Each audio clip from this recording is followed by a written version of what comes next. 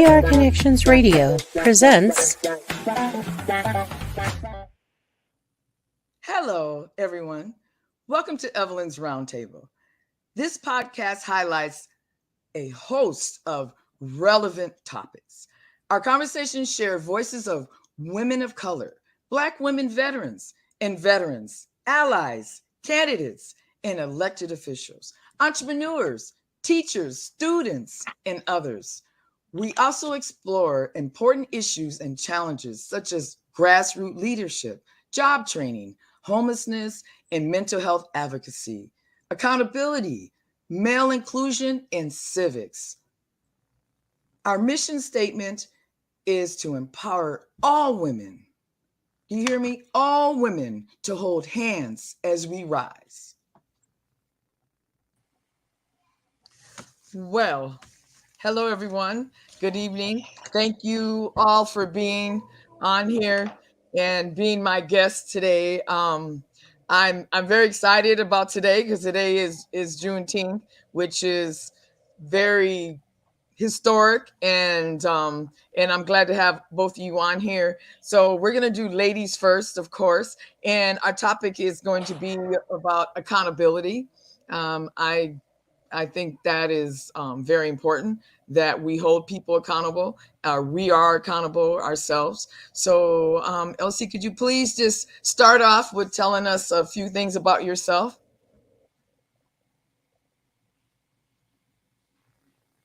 You have to unmute. Yes. Thanks for inviting me. I was so sure I would remember that. Accountability, right? A few things about myself. I'm a retired federal government employee. I retired from the federal government 32 years, and then I moved to Las Vegas because I had fabulous granddaughters here, and I wanted to be around them. So I went to work for the district attorney's office. I worked 5 years and retired with a 10-year retirement because I bought 5 years. I am so excited to be here because my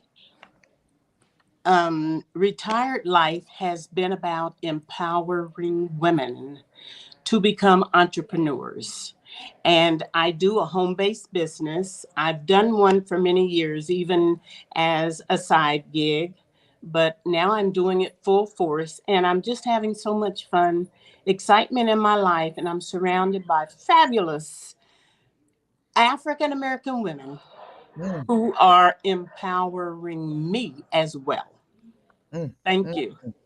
Beautiful, beautiful, beautiful. Uh-oh, John. I don't know if you can follow behind that one right there. I don't know. I think she might have you. But could you please introduce yourself and tell us a little bit about you? Absolutely. Thank you. Again, thank you very much for having me. Very excited to be here, especially on Juneteenth with two powerful Black women. So I'm very excited for this. My name's Jonathan Cooper. I'm currently a hearing master in family court. So I do the domestic violence protection orders, ensuring that victims of domestic violence are kept safe. Which I think goes hand in hand with accountability, ensuring that people are held accountable for their actions. Prior to that, I was a prosecutor. Prior to that, I was a defense attorney, and then I also am an Army veteran as well. I think all those jobs go directly into being accountable, and I'm very excited about this topic and looking forward to speaking a little bit more. Thank you. So Elsie, how does accountability? I guess there's a lot to it fit in your life right now. Go on. No, go ahead. It has always fit in my life. I can say I was raised, my dad was the pastor of a church, and we were taught accountability. I'm from cradle up. I was taught the importance of being accountable for what I do. Ladies, okay. For me, accountability is it's the most important thing to help build trust and integrity in any organization, anywhere. So I was taught from the Bible as a child growing up the importance of whatever you say, do. Your word is the only thing that you have, because without that, literally, you are nothing. In the beginning was the word, and the word was with God. So I was taught that growing up.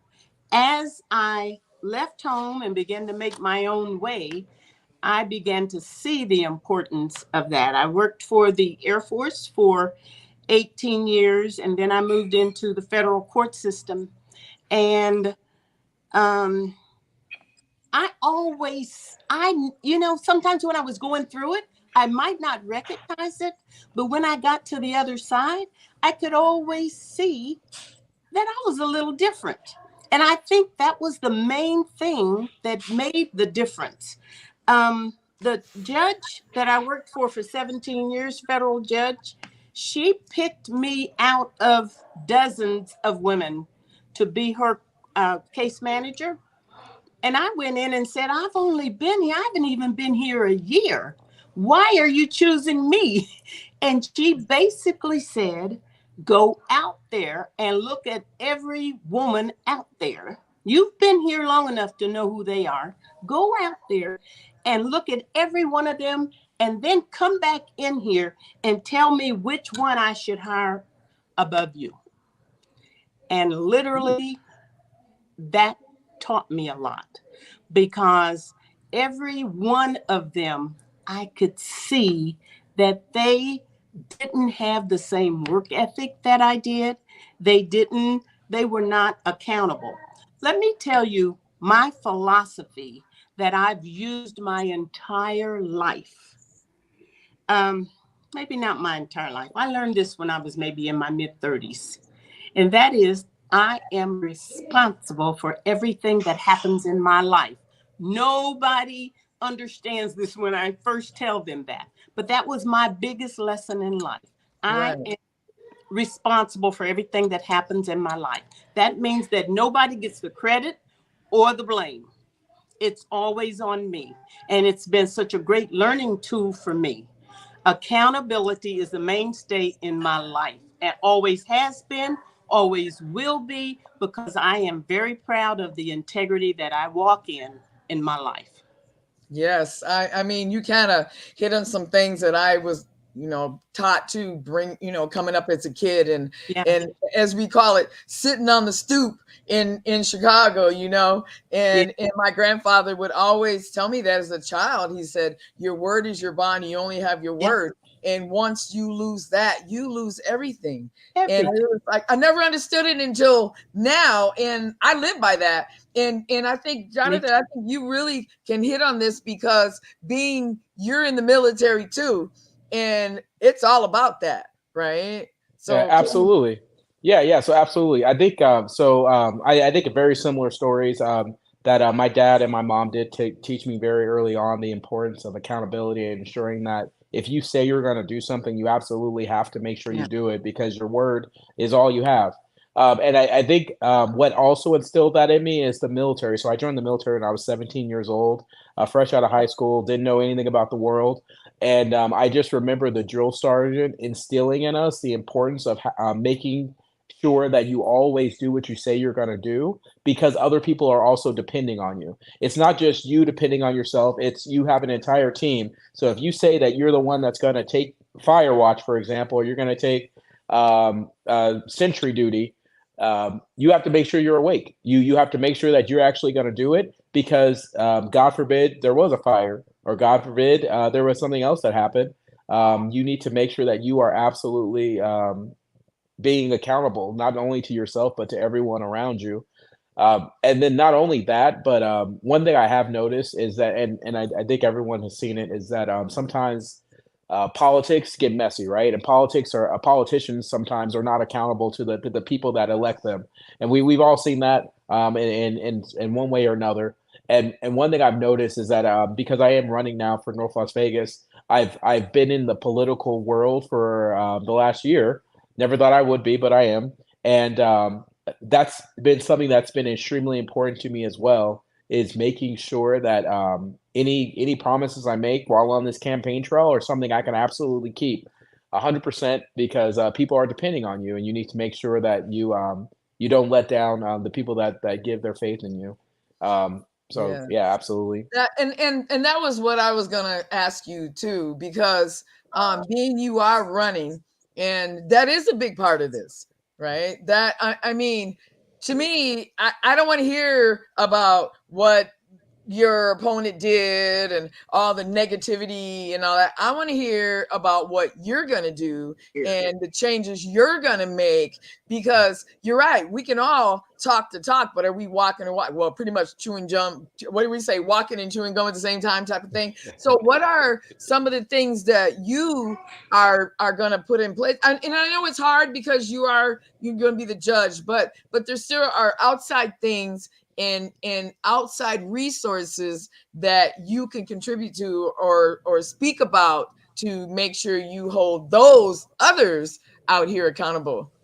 Absolutely. Yeah. So these are absolute promises. I'm holding them to them. If anyone says that I don't do this in the 6 years I'm going to be in office, I definitely want you to come talk to me, because I am promising this. Is that one thing I have noticed is that our veteran treatment programs are lacking, and that is something that the court can do, right? So North Las Vegas Justice Court does have a veteran treatment program, and I think we need more funding. So I'm going to go to our county commission and ask for more funding to help our veterans, because they risked everything for this country, and we need to make sure that we're giving them the best treatment absolutely possible. And to do that, I have talked to other judges in different jurisdictions that are doing similar programs, and they've given me a roadmap to help our program be what our veterans deserve. Not only that, I have spoken to another judge that's currently serving in the North Las Vegas Justice Court, and we want to implement a self-help center in the North Las Vegas Justice Court. So a lot of people don't know, but if you have any issues regarding evictions, issues regarding protection orders, or you just have questions regarding how the process works, there is a self-help center that assists people in that process. But there's one in Las Vegas. There's one at downtown in Las Vegas, but there's not one at the North Las Vegas Justice Court. So anyone in North Las Vegas has to drive all the way downtown, has to deal with the traffic, the one-way streets, which don't forget about that, because those are kind of tricky sometimes. And you have to find parking, pay for it, go in there, maybe wait in line, be there for a couple hours. And I don't understand that, because we do have the space at the North Las Vegas Justice Court. We can absolutely be assisting people there. And I think that's something our community needs. We're definitely working to implement that as well. And that will require some additional funding. But I think with some of the people I've talked to, it seems like a very receptive idea. So I'm confident that we're going to be able to get that accomplished. That sounds beautiful. And Elsie, because being you did mention working for the DA. You kind of like said that a little bit, right? That I did. Yes, I did. I think you did. You said that DA word there, and that's a whole mouthful right there, right? Because the DA is whoop. That's a whoop topic. But in that area, if you can, and if you can't, just say you can't. But were there times in there where you seen others that were not being in I don't want to say, well, not being doing what they need to do, right? That they weren't being held accountable, or they were not receptive to either or. Were you seen? Oh, absolutely. And as a Black woman, should I say this? Yes. When I came here, I was told that Las Vegas is considered the Mississippi of the West. And when I came here, understand, I came from federal court and I walked into the district attorney's office, and there were so many things there that just, I felt like I was being hit in the back of the head with the shovel quite often. Things that would never have been allowed in federal court. So I had to do some adjustments on my own. Yes, I saw things that young ladies felt like they had to put up with, sexual remarks that I went into the front office and talked to them about. I saw a book that was being made of major violators, and the only people in the book were African Americans. I went back into the front office and talked to them about that because it was offensive. And there were many things that I had to get accustomed to, but there was some things that I just could not get accustomed to. And so, yes, it was different for me. It was a different world, and I had to learn to adjust in it. And I think I was able to maybe elevate some thinking in the district attorney's office. Wow. Yes. So, Jonathan, I'm going to ask, that's the same question to you. You know, you can answer it or you don't have to answer it, but I wish you do answer it. Is there any situations to where you found the same? Because even though, you know, this is why it's Evelyn's Roundtable, right? Because we're going to be real on here. We're going to say real things. And Absolutely. And I believe the same thing. I believe it's still the Mississippi of the West. But anyways, was there any situations with you that you've seen that you can talk about? Yeah. So that's a good question, right? So yeah, I was at the district attorney's office. I was there for a little over 7 years. And I mean the problem is that I think I definitely had those situations. But it wasn't, I wouldn't just, I guess, pigeonhole it, so to speak, just for the district attorney's office. Unfortunately, I had those situations dealing with defense attorneys, right? Like there were certain defense attorneys that probably didn't treat me the same way because I was a young Black man. The same thing with just the whole process in general.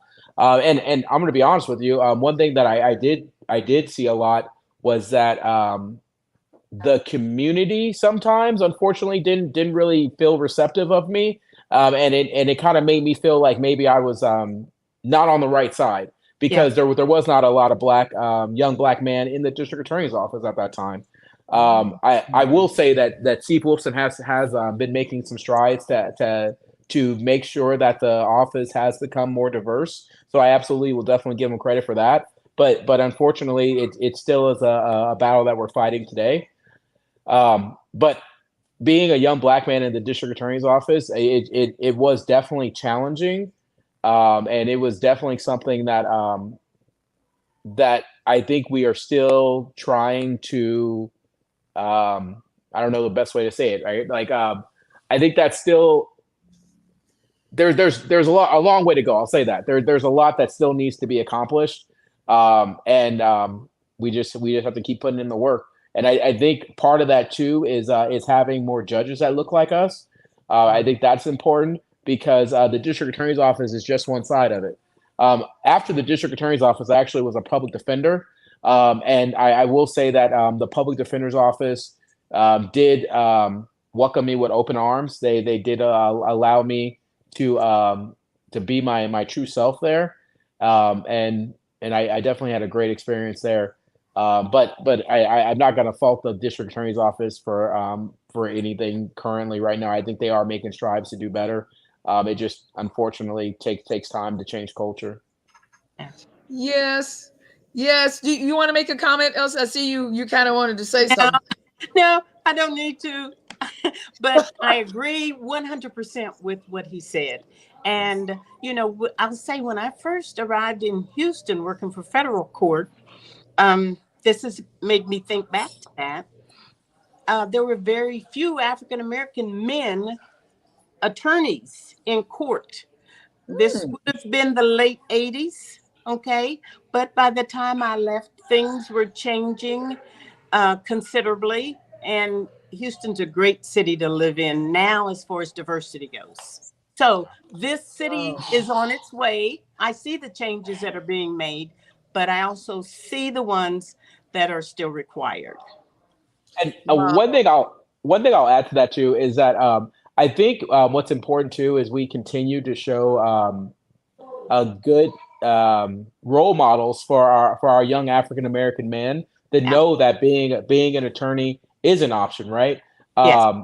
So as it stands right now, I go to speak at high schools. I go speak even at elementary schools to ensure that that the young man growing up know that, hey, this is something that is absolutely attainable. Like, you don't have to grow up in Summerlin. You don't have to grow up in the Heights or in any specific place. You can be an attorney. I grew up on the East Side. My mom started as a custodian. My entire childhood, my mom was a custodian. And it was being an attorney was something that I didn't really know until my mom actually started working at the district attorney's office, and she introduced me to an African American female attorney there, and I kind of learned that being an attorney was something I could do through that whole process. And I think that's one thing that we have to do is we have to continue to get minorities to want to invest in these type of positions. And then the other part of that is it does take a lot of work to become an attorney, right? And I get it. I have a lot of young Black attorney friends, and they decided to go the route of public injury or I'm not public injury, personal injury to be able to make more money. And I get it. I absolutely understand that, because you invested a lot into yourself, and you want to be able to reap the benefits. But we also have to be able to get some of our young minority men and women to realize that public service is also an investment and is also extremely important as well. Well, but then you just brought up a good point, though. Then where do we start? Because again, we can talk about trades too, right? That trades don't go out there and talk about women and let alone Black women getting into trades, right? And this, the 100 Black men have a saying: if you can see it, you can be it. I am so proud, Jonathan, that you are stepping up to the plate, because that is exactly what needs to happen. I have a belief that every young African-American man needs a mentor. And I just cannot understand why they don't. We need more men like Jonathan to step up to the plate and take these young men by the hand. And you can't just be there. Everybody didn't have a father like we did, Evelyn, that taught us the things that we need to know and who to be out here in this world so that we can rise. But every African-American man needs to be accountable to help at least one young African-American boy to see that he has in him the ability to be whatever he wants to be and that he can do it. Yeah, they need someone to encourage them. There's no substitute for a mentor in a young person's life. Absolutely. Okay, so I'm going to go back to what I just said again, right? Like, so then how do we do that? Because again, we can go back to the trades, right? And the whole point is what I've been talking about is the youth is very important, and we're not doing a good job as adults at all. So how do we, and who do we go to? Because in my area, I'm pushing the schools to do their part. So in your area, Jonathan, and so how do we do that? How do we start? I mean, what do you suggest? Because that's accountability too, right? That's something that's not been happening. And is it a DA where we need to start right there? Do we need to start at the municipal court? Do we need to do in some of the areas, like you said, where you veteran treatment? I mean, I don't know. It seems like it's almost like a add-on, right? Bring it back home. We need to start in our communities, in my opinion. We need to start there. But we also need to put young, successful African-American men in our community. Go back and each one at least teach one. But we must start in the communities. Where? Why? Because that's where the kids are. Yeah, I absolutely agree with that. And I think it's the same with the trades too, right? I think we have to start young enough where they realize that it's actually still an option for them. Because at the point when you're 18 or 19, you're already making so many decisions on your own at that point. You're either already decided, I am going to go to college, I am going to go into the trades, or I'm going to go to the military. You've already kind of really made those kind of decisions.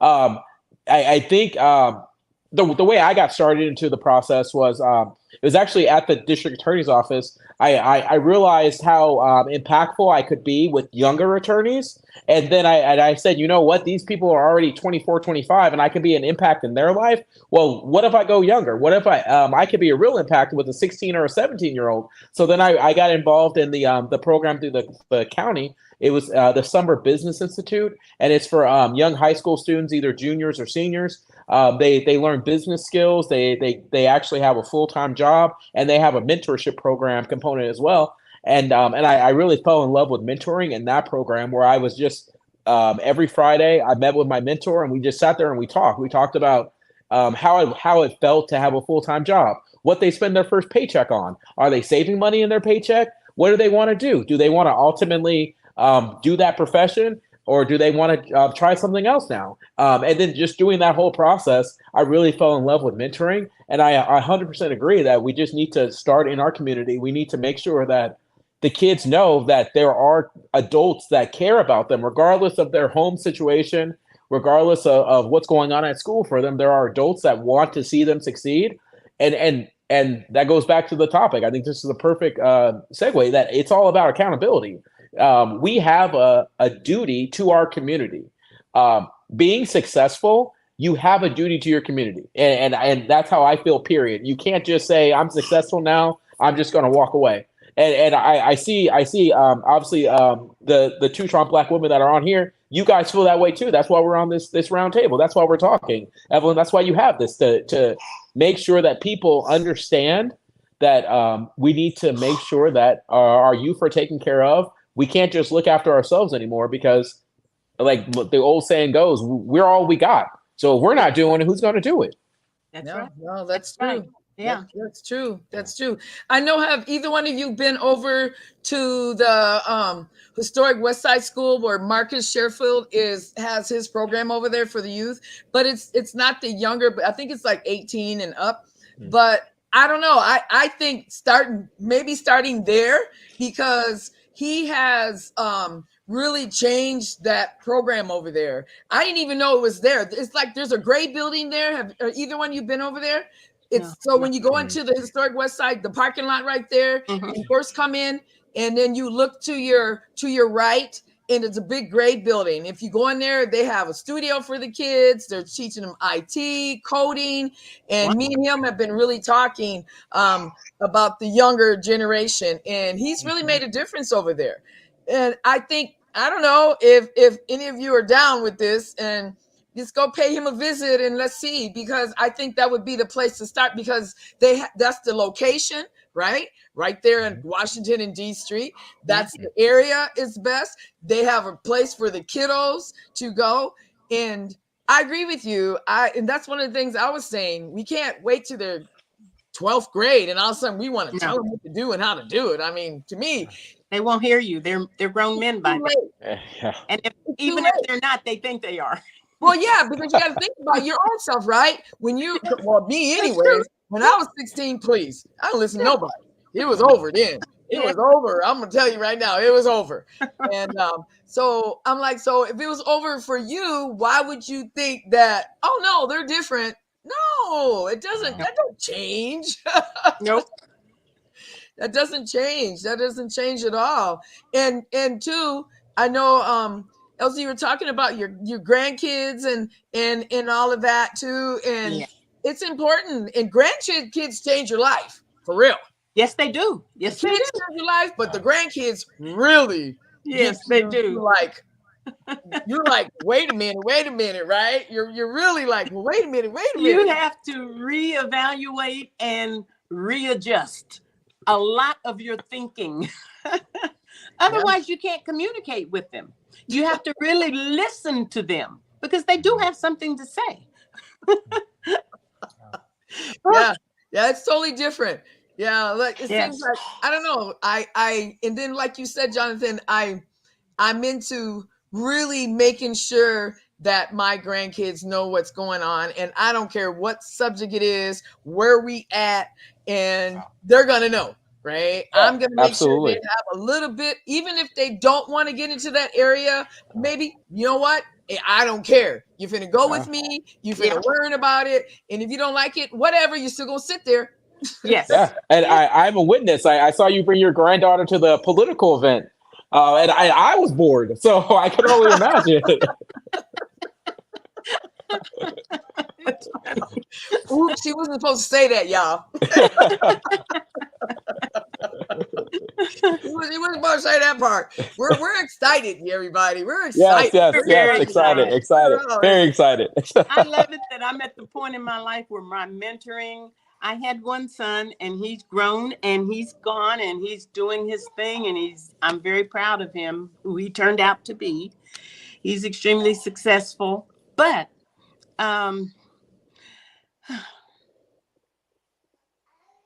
as a grandmother, it's a different world. And I am glad now that my mentoring is with adult women, African-American women primarily. But that's where my mentorship is, because so many African-American women get to the adult stage and they don't really know how to manage their money, how to manage their life, how to manage their ethics in life, how to live an integrous life. They don't know these things. And so I'm enjoying where I am. We all have our little spot in life, but I don't envy you with younger kids now to raise. I don't envy you at all, but evidently you are needed. So you're showing up, and I'm telling you, it just brings me to tears to think about, because I don't know if I could do it, but I am so proud of you, of what you are doing. And just to know you has been a very positive thing in my life. Oh. And you know, so Jonathan can kind of talk about the babies, because being you and to me, I think every male should have a girl. That's just how I feel. Oh, I agree. I think every male should have a girl. Yes. Because then you really get to see what's going on, right? Because when you have a boy, you're kind of like, yeah, okay, you know, it's a whole. Then you got to worry about baby mamas and all that kind of stuff. Yeah. But on the female side, you really get to see what you're in right now, what you're doing with the domestic right now, Jonathan. Wow. You really get to see how they're getting treated, what's happening, what's going on, and the feelings, and you might not get involved, right? But you really see that part. Oh, absolutely. Yeah. My daughter 100% changed my life. So I would say that she actually opened me up emotionally. I'll 100% say that. So I do agree with you that being a girl dad has definitely changed me for the better. And one thing that's funny is that she actually bought me a shirt. This was probably a couple of years ago now. I still have it somewhere, and it said the future is female. And I actually I wore it. I wore it a lot because I loved it, and yeah, we wore it. She had the same shirt, so we wore it together a couple times. Aww. And I fully support that. So I 100% agree with you. Yeah, it's a whole different angle. It's a whole, I mean, I don't know. And it's something, I'm glad you understand it, because I'll say that to some of the guys and they look at me like, what, huh? And I'm like, it is. I'm just telling you, I think there would be, I mean, maybe there still might be some kind of craziness going on, but I think a lot of the domestic and running away and making stupid decisions and all that things that we do when we we go through. Girls can do. Yes. I think a lot of it would not be happening because of the male figure in our lives. That's right. I do. Yeah. And then it'll stop the other side from kind of like doing something too, because then they got to think twice, right? Like, wait a minute, you know, I got somebody that's going to come after me, right? And stand up for his daughter. And, you know, absolutely. It's a whole different part of this. But I'm so glad again to have both of you on here. And I just want you to know that this is not going to be the last time. Wonderful. Because absolutely. I really want to keep this on this vibe that we're going on. You know, I really, especially it is election time right now, and it's very important to, one more question, Jonathan, I'm gonna hit you with. So what are, besides you were talking about opening up the courts and doing some, is there anything else that you want to say that you thought about as we've been sitting here that you want to do, or something you want to check out? Is there anything else you want to say? Oh yeah, just the last thing that when I am elected, one important thing I am going to do is something I've been doing in domestic violence court, and it's making sure that everyone that appears in front of me understands what's going on, because I've realized that when someone doesn't have an attorney in front of them or with them, the court system can be extremely challenging and extremely scary. So I want to make sure that people understand the process, and as the judge or as the hearing master, I can't give them legal advice because that would be unethical, but I can make sure that they understand what's going on, and I can give them the advice as to where to go. I can say, if you have questions, this is where you can go. These type of people or these different organizations can assist you with your questions, because what I've realized is that when people understand the process, it doesn't make it scary. It makes it, they understand it. They feel like they're getting a more just or fair result. And then ultimately, going back to accountability and mentorship, they can teach their kids about the process, right? They can teach their kids, just like you're doing with your granddaughter, about the election process. They can teach their kids about the court system, so their kids aren't scared. And that kind of just continues and continues. So I think that's extremely important, and that's something I will continue to do. And it is, and that's something too. And I'm glad that you, but see, not. I don't know how to say this the right way, but like it's good that you learn from yourself, right? Because not everybody can learn from themselves on what they're doing. Or maybe I want to say not everybody recognizes or want to do it to make a change, right? And so what do you think about that too, Elsie? That Ask Jonathan to do something for me. If you're in the position, it sounds like you might be. And that is, when I was in Houston, domestic violence, when the victim appeared in court, when the case came up, the victim did not have to be there. The victim did not have to testify. Okay. Here's what they started doing. The police officer that went out to the residence had to make the report. Mm-hmm. That is what they used as evidence. I wish Las Vegas would start doing that, because many times victims are threatened and so many other things. Yeah. But if you could push that, since you're there, I would appreciate it. Yeah, absolutely. So in my court, thankfully, the way protection orders get started is that the victim does initiate it, or SafeNest does on their behalf. Mm-hmm. SafeNest has the ability to do that. In the criminal court, that's absolutely something I can continue to pass on once I get back to criminal court with the other justices of the peace, because I do agree with you that there are a lot of other factors involved.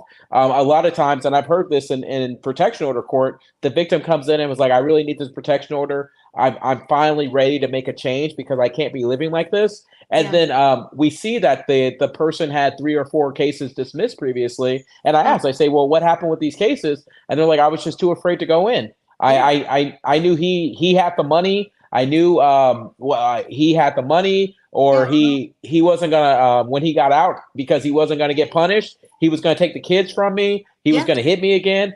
There were so many things that happened. And I 100% agree with you that we need to make it. We need to make some changes so these victims don't have to be scared anymore, because that's not any kind of way to live. We shouldn't be living like that as a society. No, we shouldn't. And you're in a position to push it. I appreciate it. And it's something, because I'm just like, wow, looking at how being in the trades is such a correlation of what you're doing.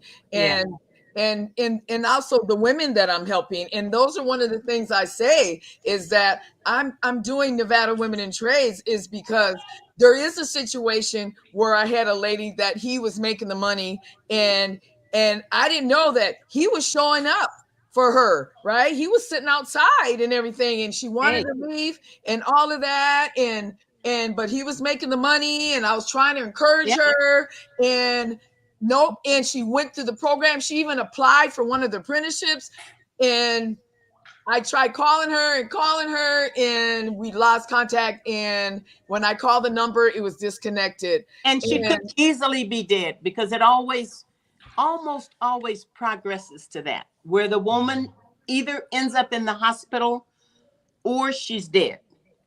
Yeah, it was so something. Nip it in the bud. Yes.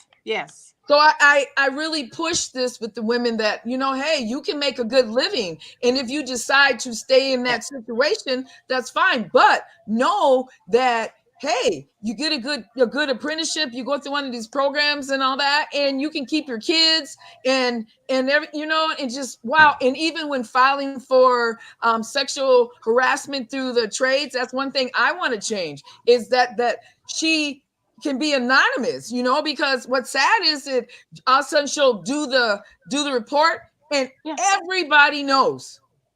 I'm like, wait a minute, how did everybody know that she filed the report? Yeah. Right? I mean, that's something legal, right? You would think that would be private, but then the whole trade knows that this female filed charges. And then that makes it bad for the witnesses, because he or she is not going to come forward either. That's right. So that's something I would like to change too. Wow. This has really been So Elsie, can you, before we jump off, and I'm going to give you both a few seconds to say some other things about what you're doing, but can you please tell us about what you're doing a little bit? Oh, absolutely. And I will go quickly. My husband and I are involved in a business to regenerate stem cells. And stem cell is prevention medicine, which is the wave of the future. And for many people that spend thousands of dollars to get stem cell injections, we offer something, as well as a phenomenal business opportunity, but we offer something that can help with pain, issues, diseases, PTSD.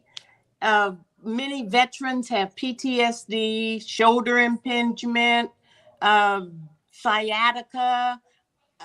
We offer something that can benefit the physical body better, far better, because they're your own stem cells that are being regenerated, instead of an injection from someone else's stem cells. So if anyone is interested in that particular technology, I'd love for them to contact me. I noticed that I was in such a hurry to get my name. Last name is really spelled just like the ex-president of the United States, Nixon. It should be Nixon.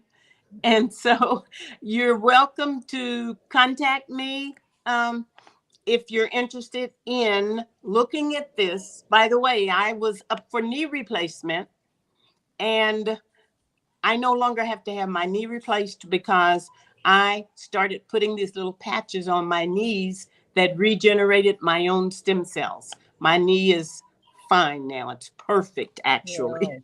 Wow. So I'd love to share it with anyone. Your email, the email address. I didn't hear that. Okay.